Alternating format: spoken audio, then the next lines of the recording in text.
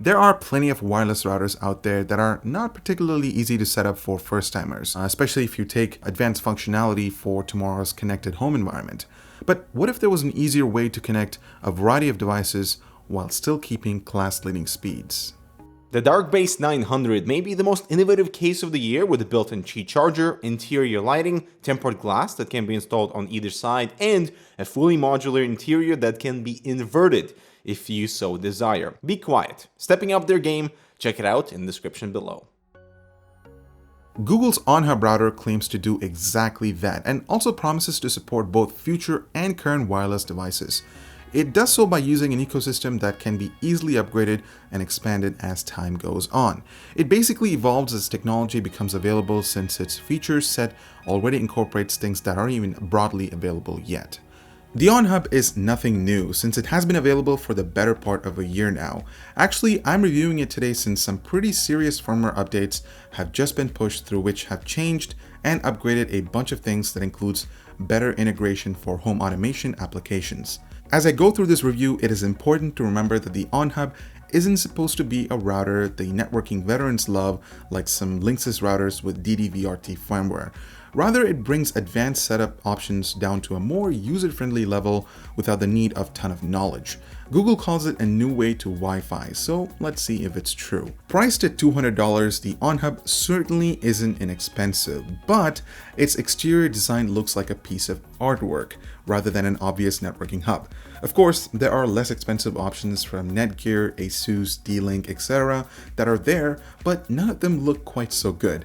The OnHub I have is a collaboration between Google and TP-Link, so coming from a respectable brand, I'm expecting good things. There's also another variant of the OnHub made by Asus, which features a proximity sensor that allows you to boost Wi-Fi speeds to a particular device by simply passing your hand over its top. I really want to try that out. Let's dive into the design of this OnHub. Like I mentioned before, this is a beautiful piece of artwork, which was expected since Google has always been about simplifying things to make them look sleek and elegant. Remember the Nexus Q? It may not have been successful, but it sure looked great. On top of that, they want the user experience to supposedly be less of a hassle. Once you plug everything in, you're supposed to just be a few steps away from being connected across every device in your home. If that's true, Google may be onto something here. The device itself stands on top of an aluminum base, and the router shell is removable. Inside is where you'll find ventilation for all the antennas and other components. If you don't prefer the blue shell, Google offers limited edition shells that may suit your taste. I happen to score the bamboo variant, and it looks even better. Let's touch base on the specs. This version of the OnHub has a dual-core processor, 4GB of eMMC flash, 1GB of memory, wireless support for 802.11a, b, g, n, and AC, 13 high-performance Wi-Fi antennas, and Bluetooth and Zigbee antennas.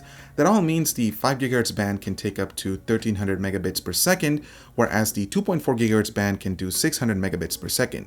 So all in all, this meets today's spec requirements, but why should you consider switching your existing router to the OnHub? You might find the answer to that question at the end of this video, since most of its best-selling features are actually software related. On top of the router, you'll notice an ambient LED ring which indicates the current status of the router. Blue indicates that the OnHub is ready for setup. Teal means that it's on and active, and finally amber means that there's something wrong and you should check the Google On app for details. I need to point this out before I move on to the setup process. This router only comes with a single outgoing LAN port that can be connected to an external device. And that is strike one for me, because my workstation PC, my internet home phone, and my Philips Hue bridge are all wired to the existing router. So if you intend to wire multiple devices to the OnHub or using it as a wired hub, you may need to look elsewhere. I will be connecting the OnHub to my existing router to test out its features. Oh, and there's also a USB port that Google still hasn't made functional. The setup process was pretty simple for the OnHub. I plugged in power, the included Ethernet cable, and installed the Google On app, which is available for both Android and iOS.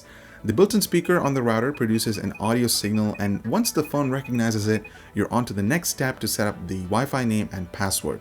Talk about simple. Taking a closer look at the app, it's a clean user interface that is meant to be the starting point for your interactions with numerous devices that are potentially connected to the OnHub. You're greeted with the Overview tab that displays a virtual map of the number of devices connected to the hub, When expanded, it displays real-time stats of the devices, and you can prioritize the Wi-Fi traffic to any one of them for up to 4 hours.